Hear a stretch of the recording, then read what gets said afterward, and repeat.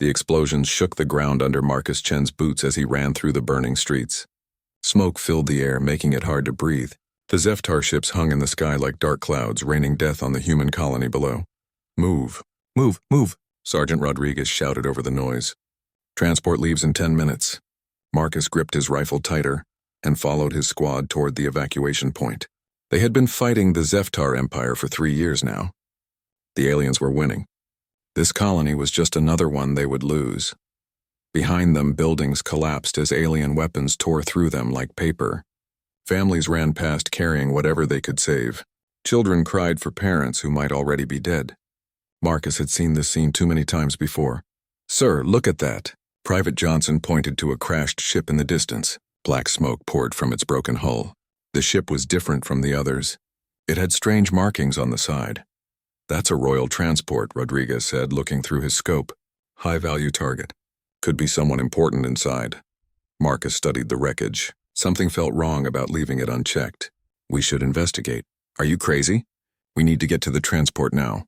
Johnson protested, but Rodriguez nodded. "Chen's right. Could be intel." 2 minutes, then we run." They moved carefully toward the crashed ship. The hull had split open, revealing the interior. Inside, Marcus could see 2 figures. One was clearly dead, twisted at an unnatural angle. The other was small and not moving. Marcus climbed through the hole first. The dead alien was an adult female, covered in what looked like ceremonial armor. Her skin was pale blue with silver markings. Blood pooled around her body. The small figure beside her was alive but unconscious. It was a child, maybe 8 or 9 years old by human standards. The same pale blue skin, but the silver markings were brighter, more complex. The child's breathing was shallow and fast. "It's just a kid," Marcus said quietly. "It's an alien," Johnson spat. "Let's go." Marcus knelt beside the child. There was a deep cut on her forehead and her left arm was bent wrong. She needed medical help soon or she would die. The adult alien's eyes suddenly opened. They were completely white, and Marcus could feel something touching his mind. Words formed in his head, not heard but felt. "Protect. The air, please." The alien's eyes closed forever. "What the hell was that?" Rodriguez demanded. Marcus looked down at the child. "She asked me to protect her. You're hearing things. We need to leave now." But Marcus was already lifting the child carefully. She was lighter than a human child would be, and her skin felt cold. "I'm taking her with us." "Have you lost your mind?" Johnson grabbed Marcus's arm. "That thing is the enemy." Marcus shook him off. "She's a child. Look at her. A child that will grow up to kill humans. Maybe. Or maybe she'll remember that a human saved her life when she could have died." Marcus adjusted his grip on the girl. "I'm not leaving a kid to die. That's not who we are." Rodriguez looked torn. In the distance, they could hear the transport engines starting up. "Chen, if you take that thing, you're responsible for whatever happens." "I understand, sir." They ran toward the evacuation point. Marcus carried the alien child while his squad covered their movement. Enemy fire chased them through the streets. Twice they had to dive for cover as Zeftar fighters screamed overhead. The child woke up once during the run. Her eyes were large and golden, not like any human eyes Marcus had ever seen. She looked at him with confusion and fear, then passed out again. At the transport, chaos reigned. Hundreds of civilians pushed toward the ramps. Military personnel tried to maintain order while loading wounded soldiers. No one had time to ask questions about the alien child in Marcus's arms. Marcus found a spot near the back and strapped the child into a seat. She looked so small and fragile against the military transport's harsh metal interior. Blood still seeped from her head wound. "Medic," Marcus called. A tired-looking woman hurried over. "What do we have?" "Head trauma, possible broken arm. She's been unconscious for 20 minutes. The medic started to examine the child, then stopped. "This is a Zeftar." "She's a patient," Marcus said firmly. The medic looked around nervously. Other soldiers were starting to notice. Voices grew louder. "Why is there an alien on this ship? Someone's lost their mind. Throw it out the airlock." Marcus stood up, still keeping one hand protectively near the child. "Anyone who wants to hurt her goes through me first. Stand down, Corporal." Rodriguez appeared beside him. "You're causing a scene." "I'm protecting a wounded child, sir." "That child is enemy personnel." The transport shuddered as it lifted off. Through the windows, Marcus could see the colony burning below them. Soon it would be nothing but ash and memories. Captain Williams pushed through the crowd. She was a hard woman who had lost 2 sons in the war. Her face was stone as she looked at the alien child. "Explain this, Corporal Chen." Marcus straightened. "Found her in a crashed royal transport, sir. The adult with her asked me to protect her before she died." "Asked you? Aliens don't speak our language. It was telepathic, sir." I felt the words in my head. Murmurs spread through the transport. Everyone knew the Zeftar had mental abilities, but few humans had experienced them directly. Williams studied the child for a long moment. "She's injured." "Yes, sir." "Needs proper medical attention." "And you think we should provide that? To one of them?" Marcus chose his words carefully. "I think we should be better than they are, sir. That's what separates us from them." Pretty words. But this is war, Corporal. That thing could be valuable. Prisoner exchange, intelligence gathering. She's a child, sir. Look at her. Williams did look. The alien girl was so still she barely seemed alive. Her face was peaceful in unconsciousness. Almost human except for the strange coloring and markings. "How old do you think she is?" 8, maybe 9 by human standards. "Old enough to remember who saved her life," Williams said thoughtfully. "Yes, sir." The captain made her decision. She goes to medical. Full treatment. You're responsible for guarding her, Chen. If she causes any trouble, it's on you. Understood, sir. As the transport carried them away from the burning colony, Marcus sat beside the alien child. Her breathing had steadied and some color had returned to her face. The medic had bandaged her wounds and put her arm in a sling. Marcus thought about his sister Emma, killed in a Zeftar raid 5 years ago. She had been about this age when she died. For years he had carried hate in his heart for the aliens who took her away. But looking at this child, all he could feel was the need to protect her. She was someone's daughter, someone's sister. In sleep, she looked as innocent as any human child. The war would continue. People would die on both sides. But maybe, just maybe, saving one enemy child could plant a seed for something better. Marcus settled back in his seat, never taking his eyes off the girl. Whatever came next, he would keep his promise to her dying mother. He would protect her even if it cost him everything. 18 months later, Marcus walked through the quiet halls of Research Station Titan 7. The moon base orbited Saturn, far from the war that still raged near Earth. Here, everything was clean and peaceful. Too peaceful sometimes. He carried a tray of food toward the living quarters. On it was a mix of human and Zeftar nutrition bars that the scientists had developed. The alien child needed both to stay healthy. Marcus still called her Kira. The name had just come to him one day and it seemed to fit. She had never told anyone her real name. In fact, she had never spoken at all. The door to her room slid open as he approached. Inside, Kira sat at a small desk, drawing. She looked up when he entered and her golden eyes brightened. She was taller now, maybe reaching his chest if she stood. Her blue skin had gotten darker, and the silver markings on her face had become more intricate. "Good morning, Kira," Marcus said, setting the tray down. "How are you feeling today?" She nodded and pointed to her drawings. Over the months, she had filled dozens of notebooks with pictures. At first, they had been simple things: stick figures, houses, animals that looked like nothing from Earth. But lately, her drawings had become much more complex. Marcus looked at today's work and felt his breath catch. It was a detailed star map, showing solar systems and travel routes. The level of detail was incredible. She had drawn things that human astronomers were still discovering. "Where did you learn to draw this?" he asked softly. Kira tilted her head, studying his face. Then she picked up a pencil and wrote in perfect English. "I remember." Marcus sat down heavily. She had been writing in English for months now, though she still refused to speak. Dr. Sarah Chen, the team's linguist, believed Kira understood everything they said to her. "What do you remember?" Kira wrote again. "Home, ships, the way between stars. Do you remember your family?" Her pencil stopped moving. For a moment her eyes looked very sad and very old. Then she wrote, "Mother is far away. Father is gone forever." Marcus felt a tightness in his chest. He had suspected the adult in the crashed ship had been her mother, but Kira had never confirmed it. Now he knew for sure that he had watched her mother die. "I'm sorry," he said. Kira looked at him for a long moment. Then she wrote, "You saved me, why?" It was a question Marcus had asked himself many times. Because it was the right thing to do. I am your enemy. You're a child. Children aren't enemies. Kira seemed to think about this. She picked up a different colored pencil and drew a simple picture. A human figure holding the hand of a smaller blue figure. Above them, she drew a heart. Marcus smiled. I care about you too, Kira. A soft chime indicated someone was at the door.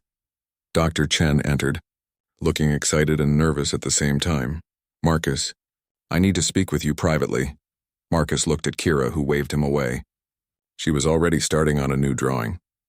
In the hallway, Dr. Chen pulled him toward her office. We just received a priority transmission from Earth Command. The Zeftar Empire has requested a prisoner exchange meeting. That's good news, right? Maybe they want to talk peace. Maybe. But Marcus, they specifically asked for the return of the lost princess. Marcus felt the blood drain from his face. Princess? The transmission was very clear. They want Kira back, and they're willing to trade 50 human prisoners for her. 50 people. Marcus sat down hard in Dr. Chen's chair. She's royalty. Not just royalty. According to our intelligence analysis, she's the crown princess, the heir to the entire Zeftar Empire. Marcus thought about all the times Kira had drawn star maps and ship designs that were beyond human understanding. The way she carried herself with natural confidence despite being so young. The complex silver markings that were different from any other Zeftar they had encountered. How long have you known? We suspected for months. The markings, her knowledge, the way she was traveling in a royal transport, but we weren't certain until now. Does she know? I think she's always known. The question is, what do we do now? Marcus stood up and walked to the window. Outside, Saturn's ring stretched across the darkness like a frozen river of light. We have to return her. Marcus. 50 human lives, Sarah. 50 people with families waiting for them to come home. But what about Kira? She's been with us for over a year. You're the closest thing to a father she has. The words hit Marcus like a physical blow. It was true. Over the months, he had become more than her guardian. He had taught her to play chess and showed her human movies. He had sat by her bed when she was sick and celebrated with her when she mastered new English words. She had become his daughter in every way that mattered. The meeting is scheduled for next week, Dr. Chen continued. Neutral space station. The Zeftar Queen herself is coming. The Queen? Marcus turned around. Kira's mother is alive? Apparently, and she's coming personally to retrieve her daughter. Marcus felt a mix of relief and terror. Relief that Kira's mother was alive. Terror at the thought of losing the girl who had brought meaning back to his life. When he returned to Kira's room, she was holding up a new drawing. It showed a large blue figure with a crown standing next to a smaller blue figure. Between them stood a human figure. You know, don't you?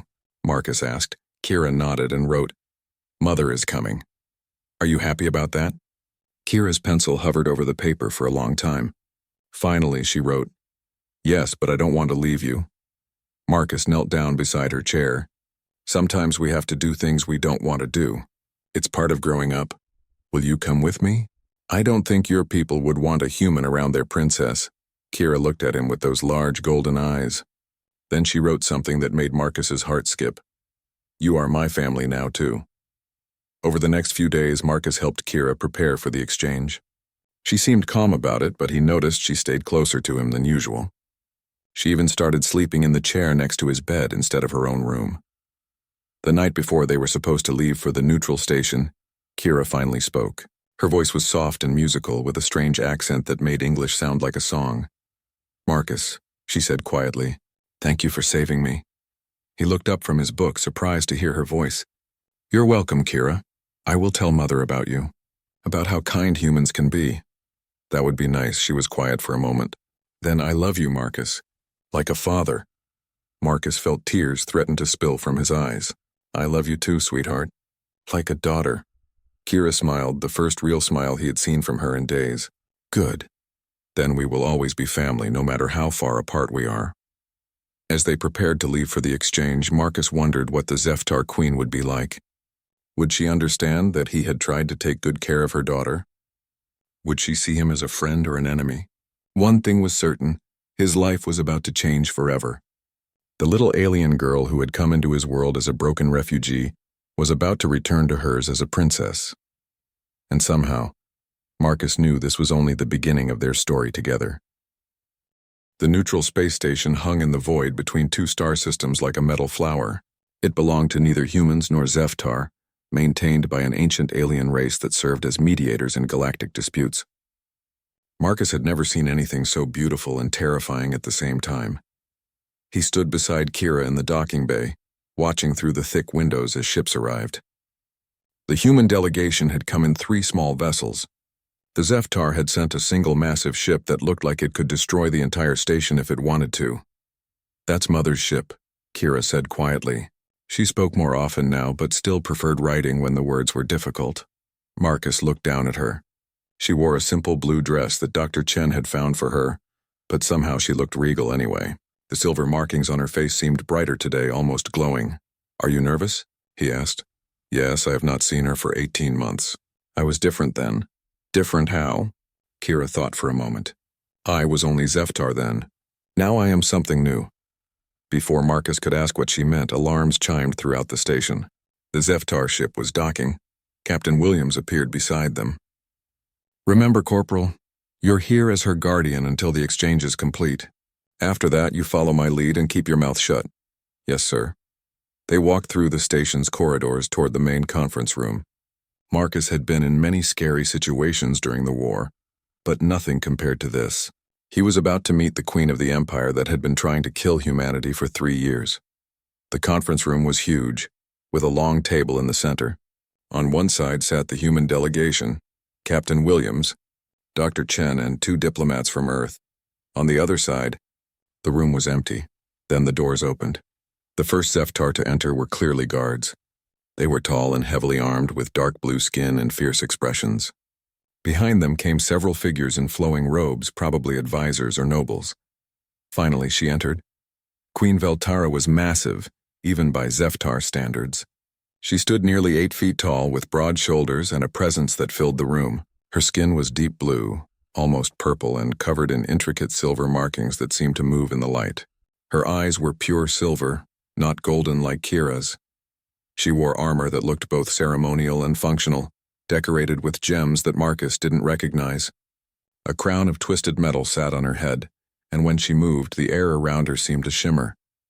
Marcus felt a pressure in his mind, like someone gently knocking on a door. The Queen's telepathic abilities were clearly much stronger than her daughter's. Veltara's silver eyes swept the room until they found Kira. For a moment, her stern expression softened. Then she looked at Marcus, and he felt like she was looking through him to his soul. "Mother," Kira said, stepping forward. The Queen moved faster than Marcus thought possible. In 2 steps, she was kneeling in front of her daughter, pulling her into a fierce embrace. For a moment, the terrifying alien warrior became just a mother who had found her lost child. They spoke in the Zeftar language, voices musical and rapid. Marcus couldn't understand the words, but he could hear the emotion. Relief, love, worry, and something else. Anger. When they separated, the Queen stood and faced the human delegation. When she spoke, her English was perfect but heavily accented. "I am Queen Veltara of the Zeftar Empire. I have come for my daughter." Captain Williams stepped forward. "Your Majesty, we're prepared to complete the exchange as agreed. 50 human prisoners for the safe return of the princess." "Indeed." The Queen's eyes found Marcus again. "But first I would speak with the human who has guarded my child." Marcus felt every eye in the room turn to him. Captain Williams looked like she wanted to object, but the Queen's presence was overwhelming. "That would be Corporal Marcus Chen." "Your Majesty," Williams said carefully. "Step forward, Corporal Chen." Marcus approached slowly, very aware of the Zeftar guards watching his every move. When he was a few feet away, the Queen raised her hand for him to stop. "You are smaller than I expected," she said. "Your Majesty, do you know who my daughter is? I know she's the crown princess of your empire. She is the heir to 300 worlds, the future ruler of billions of lives, the most precious thing in my universe." The Queen's voice was soft, but Marcus could hear the threat underneath. "And you have had her in your care for 18 months. "Yes, Your Majesty." "Tell me why you saved her."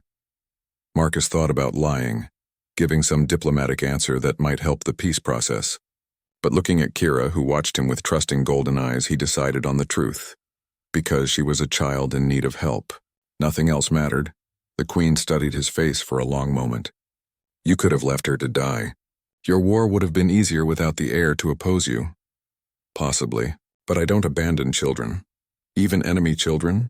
There are no enemy children, Your Majesty. Just children. Something changed in the Queen's expression. The silver eyes seemed to warm slightly. Kira, she said, not looking away from Marcus. Tell me about this human. Kira stepped between them, looking up at her mother. He saved me when he could have left me to die.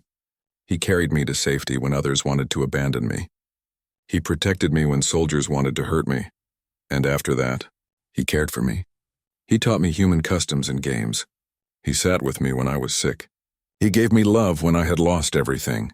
The Queen's telepathic pressure increased. Marcus felt her in his mind, not reading his thoughts but sensing his emotions. It was uncomfortable but not painful. You care for her, the Queen said. It wasn't a question. Yes, Your Majesty. Very much. She calls you father in her thoughts. Marcus looked at Kira in surprise. She smiled and nodded. I didn't know that, Your Majesty. She has shared everything with me through our mental link. Every moment of kindness you showed her. Every time you protected her. Every night you checked on her while she slept. Marcus felt heat rise in his cheeks. I just wanted her to be safe and happy. Why? Because that's what children deserve. All children. The Queen was quiet for a long moment. Around the room, everyone waited tensely for her next words. I have watched your species for 3 years of war, she finally said. I have seen humans lie, cheat, kill, and destroy. I believed you were a race without honor, without compassion for anything beyond yourselves. Marcus said nothing. Some of what she said was probably true. But through my daughter's eyes, I have seen something different. I have seen a human risk his life for an enemy child. I have seen gentleness and sacrifice. I have seen love that crosses the boundaries of species. She stepped closer to Marcus. You have proven that humans are capable of honor, Corporal Chen. This changes much. Captain Williams cleared her throat. Your Majesty, about the prisoner exchange. The exchange will proceed as planned, the Queen said. But I have an additional proposal. She turned back to Marcus. My daughter does not wish to lose the father she has found. And I find myself curious about a species that can produce individuals like you. I don't understand. Your Majesty, I propose that you come to our homeworld as Kira's guardian. Permanently. The room erupted in surprised voices from both sides. Marcus felt like the floor had dropped out from under him. Your Majesty, Captain Williams said, Corporal Chen is a member of the Colonial Defense Force, who would be granted full diplomatic immunity and treated as a member of my royal household, the Queen interrupted. In exchange, I offer something your people have wanted for 3 years. Which is? Queen Veltara's silver eyes fixed on Captain Williams. Peace, an end to this war. But only if Marcus Chen comes willingly to serve as a bridge between our peoples. Marcus looked at Kira, who was watching him with desperate hope. Then at Captain Williams, who looked stunned. Finally at the Queen, who waited patiently for his answer. May I have time to consider this, Your Majesty? You may have until the prisoner exchange is complete. 1 hour.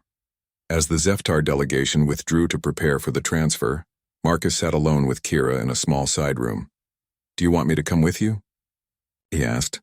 More than anything, she said softly, but only if you want to. Marcus thought about his life before Kira. The endless fighting, the loss of his sister, the growing hatred in his heart. Then he thought about the last 18 months. Teaching Kira to play chess, watching her face light up when she mastered new words, the way she had started calling him Papa in her thoughts. What kind of life would I have on your world? You would be my guardian and teacher. Mother's advisor on human affairs. You would help build peace between our peoples. Kira paused. And you would be my family, Marcus smiled. Then I guess we're going home, Princess. Kira threw her arms around him, and for the first time in 3 years, Marcus felt like he was exactly where he belonged. The Zeftar homeworld was nothing like Marcus had imagined.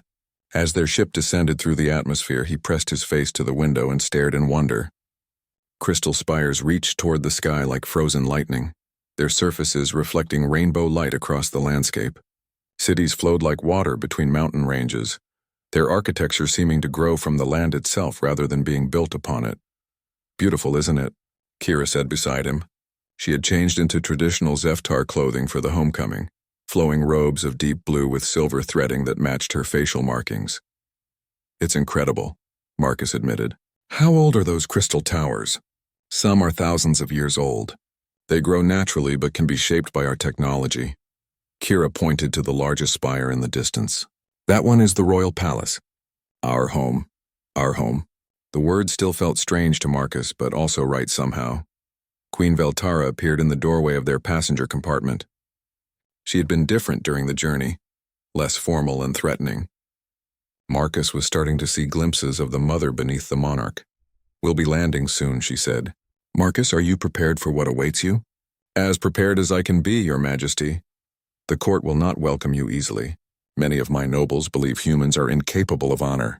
Others see your presence as a sign of weakness on my part." Marcus nodded. He had expected this. "What do you need me to do?" "Be yourself, the same person who saved my daughter and cared for her when the rest of your species saw only an enemy." Veltara's silver eyes met his. "That person has already proven his worth to me." The landing platform was enormous, carved from a single piece of black stone and decorated with crystal formations that hummed with energy. As they stepped off the ship, Marcus saw hundreds of Zeftar gathered to welcome their returning princess. The crowd fell silent when they saw him. Marcus felt their stares like physical weight. He was the first human to set foot on their homeworld, and the reception was clearly mixed. Kira stayed close to his side as they walked across the platform. "Don't mind them," she whispered. "They'll understand once they know you." The royal palace was even more impressive up close. The crystal spire rose impossibly high, its interior filled with platforms and walkways that seemed to float in midair. Bioluminescent plants provided soft lighting, and water flowed down the walls in intricate patterns. Marcus's quarters were luxurious by any standard. The room was large enough to hold his entire former barracks, with furniture that adjusted itself to his human proportions. Large windows offered a view of the capital city spread out below. "Do you like it?" Kira asked, bouncing slightly on his new bed. "It's amazing, but also a little overwhelming. You'll get used to it. I did when I was small." She paused. "Marcus, are you sorry you came?" Marcus sat down beside her. "Not for a second. This is where you belong, and I belong with you." Over the following weeks, Marcus began to understand Zeftar culture. It was built around concepts of honor and family that weren't so different from human values, but expressed in ways that were uniquely alien. Strength was respected, but so was wisdom. Leadership was inherited, but had to be earned through deeds. Kira flourished in her home environment. She attended daily lessons with tutors who taught her history, science, and statecraft. She practiced combat forms that looked like dancing, and learned to use her telepathic abilities more skillfully. But she always made time for Marcus. In the evenings, they would walk through the palace gardens while she told him about her day, and he shared stories of human culture. "The nobles are starting to accept you," she said one evening as they sat beside a fountain that sang in musical tones. "Some of them. Others still look at me like I might explode at any moment. Lord Zarek is the worst. He thinks Mother is weak for making peace with humans." Marcus had noticed Lord Zarek. The tall, aristocratic Zeftar made no effort to hide his disdain for the human presence at court. "What does your mother think about him?" "She tolerates him because his family has served the crown for generations." "But she doesn't trust him." Kira picked up a crystal pebble and tossed it into the fountain. "I don't like the way he looks at you." Marcus was about to respond when alarms began ringing throughout the palace. Emergency lights bathed everything in red, and he could hear running footsteps in the corridors. "What's happening?" he asked. Kira stood quickly, her face pale. "Those are assassination alarms." They ran toward the main palace, following streams of guards who were responding to the emergency. In the central courtyard, they found chaos. Royal guards surrounded Queen Veltara, who was unhurt but clearly shaken. Near the fountain, 3 figures lay motionless. "Mother," Kira called out, pushing through the guards. "I'm unharmed," the queen said, embracing her daughter. But it was close. Captain Theron, the head of palace security, approached them. His dark blue face was grim. "3 assassins, Your Majesty. They attacked during your evening walk. If not for the early warning." "What early warning?" Veltara asked. Theron pointed across the courtyard. "The human spotted them first." Marcus looked where he was pointing and saw himself surrounded by several guards. He didn't remember crossing the courtyard, but there he was, breathing hard and holding what looked like a Zeftar energy weapon. "I saw movement in the gardens," Marcus called out.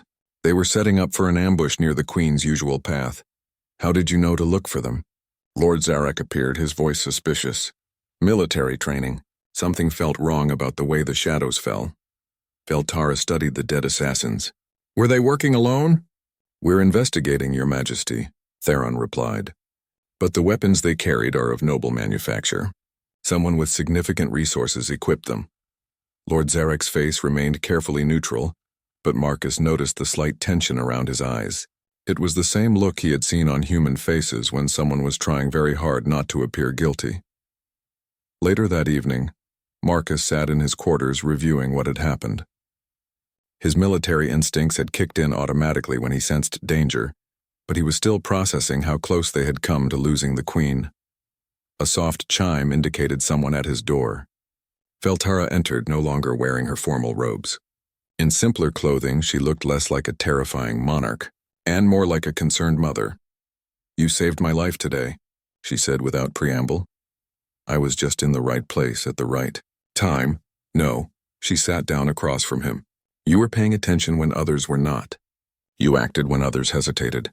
That's not luck, Marcus. That's character." Marcus shifted uncomfortably. "I'm just glad you're safe." "As am I. But this incident has made me realize something important." Veltara leaned forward. "There are those in my court who see my peace treaty with humanity as weakness. They believe that making you part of my household diminishes our strength. Do you agree with them? Today proved the opposite. A human's vigilance saved the Queen of the Zeftar Empire. There's a lesson in that for anyone wise enough to see it." She stood to leave, then paused at the door. "Marcus, I want you to know that you're not here simply as Kira's guardian anymore. You've earned your place in this family through your own actions." After she left, Marcus stood at his window looking out over the Crystal City. Somewhere out there, enemies were plotting against the peace he had helped create. But for the first time since arriving on this alien world, he felt like he truly belonged here. The next morning brought news that would change everything. Captain Theron requested a private meeting with the Queen, Marcus, and Kira. "We identified the assassins," he reported. "They were hired killers, but we traced their payment to a group calling itself the Purity Alliance." "Never heard of them," Veltara said. "That's because they're new, Your Majesty. A coalition of Zeftar nobles and human extremists. They oppose the peace treaty and want both species to return to war." Marcus felt a chill. "Humans were involved in this?" 3 of the 7 founding members are from your colonial defense force. Apparently, some of your people are as unhappy with peace as some of ours." Kira grabbed Marcus's hand. "They'll try again, won't they?" "Probably," Theron admitted. "And next time they'll be better prepared." Queen Veltara stood and walked to the large window overlooking her capital. "Then we need to be better prepared as well. Marcus, how much do you know about human military tactics?" "Enough, Your Majesty." "Good. Because I'm making you my chief advisor on security matters. If humans are planning to attack my family, I want a human helping to defend us." Marcus looked at Kira, who smiled proudly at him, then at the Queen, who waited for his answer. "I'll do whatever you need, Your Majesty." "Excellent. Because the real fight for peace is just beginning." 1 year had passed since Marcus first set foot on the Zeftar homeworld. Tonight the twin moons hung full in the alien sky, casting silver light across the crystal spires. It was the Festival of Twin Moons, the most important celebration in Zeftar culture, and the palace buzzed with activity. Marcus adjusted his formal robes, still feeling awkward in the flowing Zeftar garments. But Kira had insisted he dress traditionally for tonight's ceremony. She was 16 now, taller and more confident, but she still lit up like a child when he entered a room. "You look very handsome, Papa," she said, using the human word she had adopted for him. "Thank you, Princess. You look beautiful." And she did. Kira wore the ceremonial robes of a crown princess, deep blue silk with silver threading that seemed to move like liquid light. Her facial markings had grown more complex as she matured, creating intricate patterns that marked her royal status. "Are you ready for tonight?" she asked. Marcus smiled nervously. "As ready as I can be." Tonight was special for more than just the festival. Queen Veltara had announced she would perform a formal bonding ceremony, making Marcus an official member of the royal family.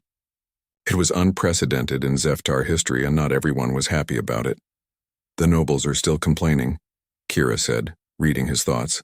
"Some of them, but others have come around." It was true. Over the past year, Marcus had earned respect through his work as security advisor. He had helped prevent 3 more assassination attempts and uncovered a smuggling ring that was selling weapons to extremist groups. His human perspective on military tactics had proven invaluable. More importantly, he had proven that humans and Zeftar could work together as equals.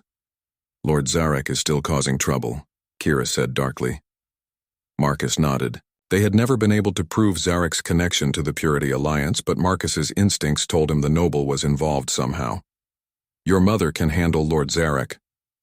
I know, but I worry about you. If something happened to you. Kira's voice trailed off. Marcus put his hands on her shoulders. Nothing's going to happen to me. We're family now, and family protects each other. A soft chime announced Queen Veltara's arrival. She entered wearing her most formal regalia, the crown of twisted crystal on her head and robes that seemed to capture starlight. But when she looked at Marcus, her expression was warm. Are you prepared for this, Marcus? Once the bonding ceremony is complete, you'll be officially part of the royal bloodline. There's no going back. I understood that when I agreed to come here, Your Majesty. Veltara, she corrected gently. After tonight, we'll be family. Use my name. It still felt strange to think of the terrifying alien queen as family, but their relationship had evolved far beyond formal protocols. Over the months, she had become something Marcus never expected. A friend. And recently, something more than that. The ceremony begins in 1 hour, Veltara continued. But first, there's something we need to discuss. Her expression grew serious. Captain Theron discovered something troubling during his investigation of the latest assassination attempt. Marcus felt tension creep into his shoulders. What kind of something?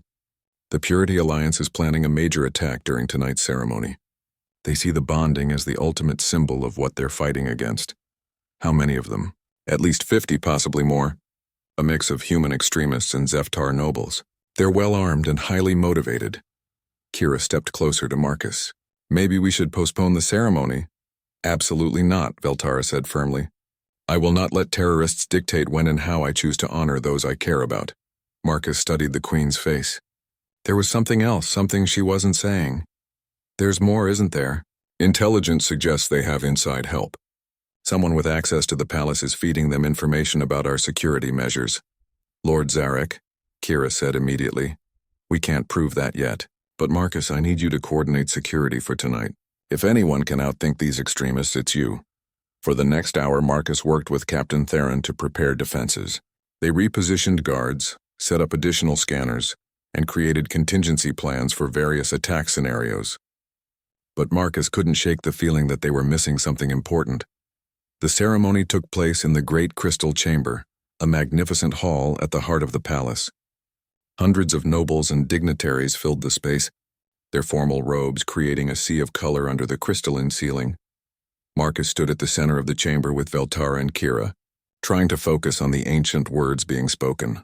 The bonding ceremony was beautiful and complex, involving telepathic connections and ritual exchanges that bound him not just to the royal family but to Zeftar culture itself. As the ceremony reached its climax, Marcus felt a strange sensation in his mind. The telepathic bond with Veltara was forming, creating a connection deeper than anything he had experienced with Kira. For a moment, he could feel the Queen's thoughts and emotions as clearly as his own. That's when he sensed it. Danger approaching from multiple directions. Get down, he shouted, tackling both Veltara and Kira to the ground. Explosions rocked the chamber as hidden bombs detonated throughout the crowd. Energy weapons fire filled the air as attackers revealed themselves among the guests. Panic spread as nobles screamed and ran for exits that were suddenly blocked by armed figures. Marcus rolled to his feet, pulling a concealed weapon from his ceremonial robes. Stay behind me, he ordered Veltara and Kira. Like hell, the Queen replied, drawing her own weapon. This is my palace. The next few minutes were chaos. Marcus and Veltara fought side by side, covering each other as they moved toward a more defensible position. Kira stayed between them, using her telepathic abilities to coordinate with the royal guards who were fighting throughout the chamber. Papa, behind you, Kira warned. Marcus spun and fired, dropping an attacker who had been sneaking up on them. The man wore the uniform of a palace guard, confirming their fears about inside help. Gradually, the tide turned. The loyal guards outnumbered the attackers, and Marcus's tactical planning had prepared them for this scenario. One by one, the extremists were overwhelmed. But as the fighting wound down, Marcus realized the real attack hadn't happened yet. "This was a distraction," he said urgently. "Where's the real target?" Veltara's eyes widened as understanding hit her. "The crystal core. If they destroy it, the entire palace could collapse." They ran through corridors filled with smoke and debris, making their way toward the heart of the palace. The crystal core was a massive formation that powered all the palace's systems, but it was also structurally vital to the building itself. At the core chamber, they found Lord Zarek and 6 human soldiers setting explosive charges around the base of the crystal. "Stop," Veltara commanded. Zarek turned slowly, his face twisted with hatred. "Too late, my queen. In 5 minutes, this entire structure will fall. Your precious peace dies with you. You're a fool, Zarek. This won't restart the war. It will only make both our people stronger in their resolve for peace. Perhaps, but it will also eliminate the alien-loving human and the weakness he represents." Marcus stepped forward. "Let the others go, Zarek. This is between you and me." "No," Zarek smiled coldly. "This is between the pure and the contaminated. You've infected our bloodline with your human presence. Tonight we cleanse that infection."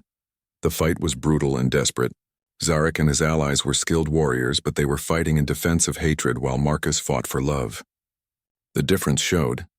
When it was over, Zarek lay dead and the explosives were disarmed with seconds to spare. Marcus stood over the fallen noble, feeling no satisfaction in the victory. "Is it finished?" Veltara asked. "The Purity Alliance is broken," Captain Theron reported over the communication system. "We've captured the remaining cells on both human and Zeftar worlds." Later, as medics treated the wounded and engineers assessed the damage, the royal family gathered in Veltara's private chambers. The bonding ceremony had been interrupted, but the telepathic connection had already formed. "So," Veltara said, sitting beside Marcus on a comfortable couch, "how does it feel to be officially part of the family?" Marcus smiled tiredly. "Dangerous, apparently." Kira laughed, curled up between them. "All the best families have people trying to kill them." "Speak for yourself, Princess." They sat in comfortable silence for a while, watching the twin moons set through the large windows. The attack had failed, but it had also proven something important. They were stronger together than apart. "Marcus," Veltara said softly. "Thank you. For everything. Thank you for giving me a family." "You always had a family," Kira said sleepily. "You just had to find us." 5 years later, Marcus stood in the same crystal chamber where the bonding ceremony had taken place. This time, he wasn't the one being honored. Today belonged to his and Veltara's twin children, who were taking their first steps in their father's arms. They were beautiful, with blue skin like their mother but golden eyes like their adopted sister. The silver markings on their faces were still forming, but already showed the complexity that marked them as royal children. Kira, now 21 and officially the crown princess, watched her younger siblings with obvious adoration. "They have Papa's stubbornness," she said fondly, "and their mother's strength.